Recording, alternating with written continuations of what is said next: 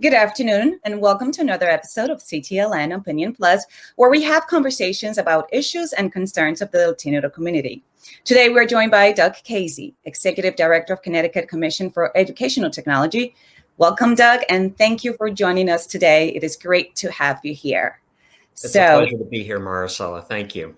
Thank you for taking the time. So the internet has been a huge part of our lives for the past year and a half, and having internet today is needed more than ever. I understand there are some resources available through the state or federal providing affordable connectivity programs for families. And you have all that great information for us today.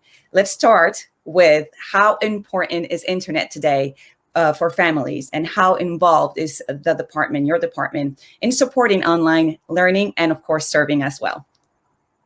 Terrific. No, thank you for the question, and thank you for having me on the show today.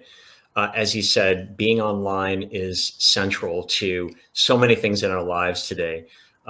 It's a passion and the mission of our Commission for Educational Technology, where I serve with the state. And as a quick background, we are an interagency, both state agency as well as private members, private sector partners who talk about and solve problems related to technology in learning for the K-12 school community, for universities, for libraries, really wherever learning is taking place, and we're using technology to support it. And so one of the main issues that we've been working on for years is this digital divide, this problem of some of our citizens and our students not having access to computers and the internet and the support to use them effectively. So along comes COVID in March of 2020, and all of our students got sent home, including many universities closing down. And so the Governor Lamont, put in place the Everybody Learns initiative, which put 142,000 computers into students' hands, and working really closely with the governor's office. I was leading the charge on getting our cable internet partners within the state to connect students. And so that's sort of a little bit of the backdrop of sort of where we are today. It's the beginning of the school year, and many, our schools are open again, and that's really promising. But we need to make sure that all students, whatever their ages, are connected to the internet. And it goes beyond just learning, right? As we think about the importance of the internet, if you connect a student at home to a cable internet connection, that connection is going to help everybody in the family. Obviously, with remote and blended learning, students using their computers to log in and complete school assignments. We also have the importance of remote work. I'm at home, as our state protocols have instructed us to continue on with remote work when possible, and so that's happening because I'm online. I can do that. And job applications and taking advantage of state services. Telehealth is a great resource to take advantage of with high-speed broadband, something that you can't do if you're offline. And obviously, family and social connections are so important as well.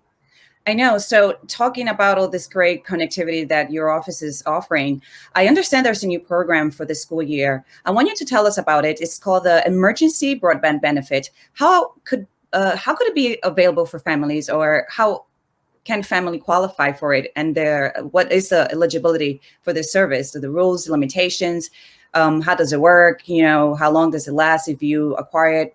Just give us all that information about how can family actually get a hand of this great emergency broadband benefit program? Yeah, it's a great question. So I will say this hopefully as many times as I can. Go to, if you're not online already, you can go to your local library and go to getemergencybroadband.org. And that will take you to the sign up page. A little bit about the Emergency Broadband Benefit Program. It provides essentially a credit for free internet up to $50 a month.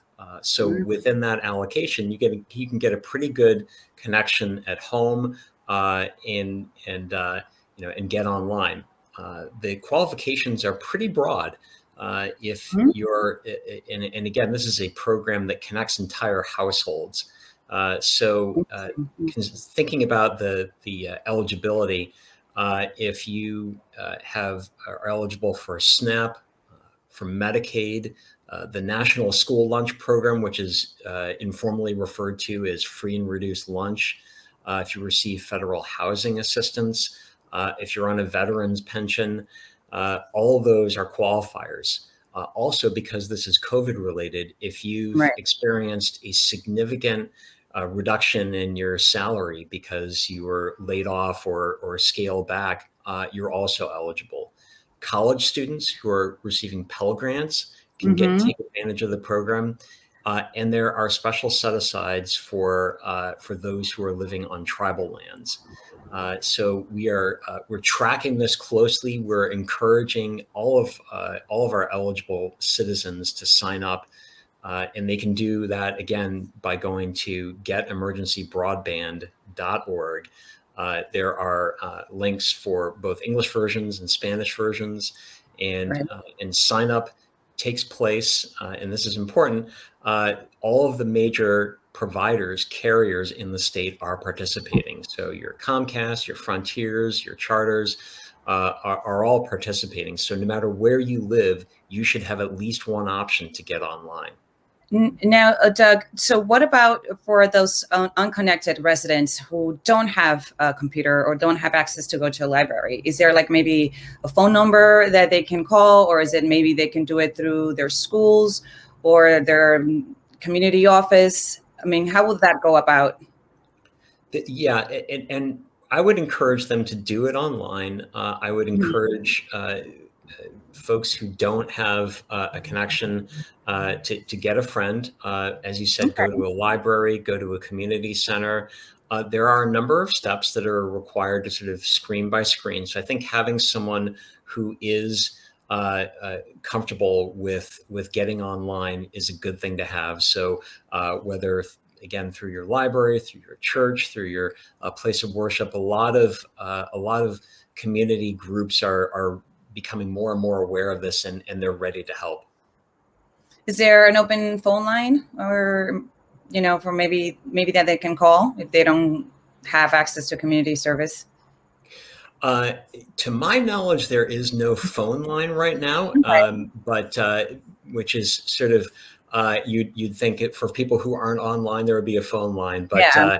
but again, I would encourage, we all have community That's fine. connections, and I would Yeah. encourage people to connect that way. Okay. Now, I want to know how do you reach the Hispanic community? How do you inform them that there is this great service available for families? Is it a bilingual program? Is there a specific, a resource that you guys have for the Spanish-speaking communities? So we are in the process of developing those materials, and obviously your generosity in having me on today is one way that we're approaching that. There is a group of us within different state agencies working closely with Governor Lamont's office to put together a very aggressive outreach campaign, and we understand that to the point of your question, we can't just post something on a state website and think that people will see it. We're working directly with our community partners, especially in the Hispanic community, to make sure that people are aware of the program. We're also tracking the progress really, really closely, town by town, as that data comes out from the federal government. As a little bit of background, we know that in our state, whites have 87.4% of whites in our state have access to broadband, but only a little less than 82% of those who are identifying as Hispanic have access to broadband. So there's a disparity there that we want to make sure we close. We want everybody who's eligible for the program to get online and take advantage of all the services and information that's available by being on the web. Great. That's very important to know. Now, I just want to reiterate on that emergency broadband benefit for families. Can you just again let us know, a little bit of that program, and how long does it last? I mean, internet is so expensive today. If you have 3 kids and then you're working from home, how does the program works? How long does it last once the resident, acquire it or get it? Sure. So for now, the program is defined as going through the pandemic. And so is there some day where we say, oh, the pandemic's over? We thought we were out of the woods, and now along comes the Delta variant and the Mu variant, et cetera. So I want to assure all those who are joining in today that they should have no hesitation about signing up for the Emergency Broadband Program. In fact, and we're tracking this very closely, out of Washington, this new infrastructure bill, Jobs and Infrastructure Bill, includes a continuation of the Emergency Broadband Benefit Program. It's called the Affordable Connectivity Fund. And so it looks like there's a really clear pathway for hopefully years of this program in one form or the other. And again, it provides not endless internet, but a $50 credit per household for internet. And if you're living on a tribal land, it's actually up to $75 per month. So within that allocation, you can get a really good connection and not have to worry about getting slammed with a bill at the end of it. Even if you decide to get off, there will be ample time to decide if you want to do that. And it's a great discount and a huge help. $50, $75, that will really bring down the bill. All right, so absolutely. I want to wrap up with one last question, and I would like to know if there's anything that you would like to add, any new information, resources that you would like to let us know about, about this, about your department, or about any new program in the works besides the EBB, anything additional, information that you would like to share with us or add. Sure. Well, I want to reinforce the importance of getting online, going to getemergencybroadband.org. If there's one thing you take away from this session, hopefully people do that. And I would also say we are watching really closely what's coming out of Washington and looking to operationalize that really, really closely. So part of what we've got in the works within these various state agencies is making sure that we build out and make sure that high-speed internet is available to every single resident in Connecticut. That's not the case yet. Governor Lamont has put forth legislation that got passed into law that's going to make progress on that. So we're going to take advantage of all that money that hopefully is coming soon out of Washington and that's come out already to make sure that we provide that opportunity, not just from a funding perspective, but from an availability perspective. So we're going to keep pushing on that. And the last thing I would say is if you have a son or a daughter in Connecticut public schools and you don't have internet at home, the best way to take the next step is either getemergencybroadband.org or just call your school. They know all about these programs and they can help you as well. That's awesome. Again, let's repeat the website for our Spanish speaking communities. It's www.ct.gov/conectate. Correct? Correct. Doug? And if you want more information, it's www.getemergencybroadband.org. And there is a website also for the Hispanics and for the entire department and information and all the programs, great programs you guys have to offer for affordable internet service. So then let's close this up. And that's all the time we have for today. Thank you, Doug, so much for taking the time to join us. Thank you for all the efforts you're doing for helping the schools, the kids, the parents to get connected. And I'll see you another time.